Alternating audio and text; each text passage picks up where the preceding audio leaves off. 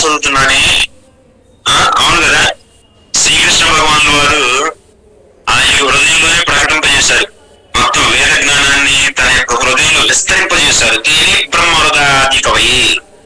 So భగవంతుడు విస్తరింపజేశాడు. అంటే బ్రహ్మదేవుడికి ఈ బ్రహ్మాండంలో ఉన్నటువంటి ఏదైతే వేదం ఉందో ఆ వేదం మొత్తం తెలుసు ఆయనకి.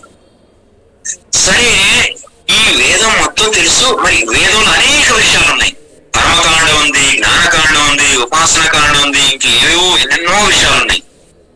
మరి ఈ యొక్క వేదాల యొక్క సారాంశం ఏంటి అని ఆయనకు ఒక చిన్న ప్రశ్న కలిగింది.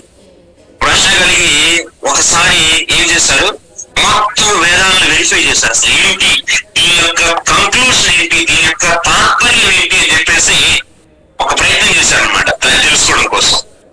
అలా ఫస్ట్ అవ్వచ్చు, కర్మ అవ్వచ్చు అని చెప్పి కర్మను దృష్టిలో పెట్టుకొని వేదం మొత్తాన్ని ఒకసారి ఏం చేశారు, దాన్ని పరిశీలించారు.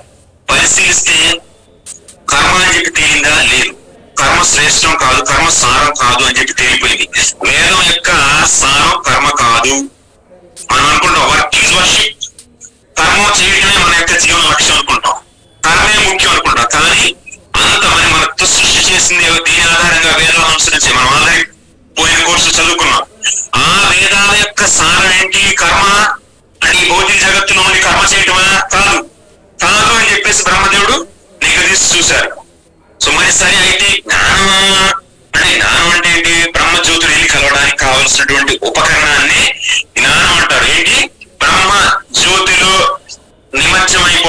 పూర్తిగా విలీనం అవడానికి కావలసినటువంటి ఉపకరణాన్ని ఏమంటారు? జ్ఞానం అంటారు సరళ భాషలో.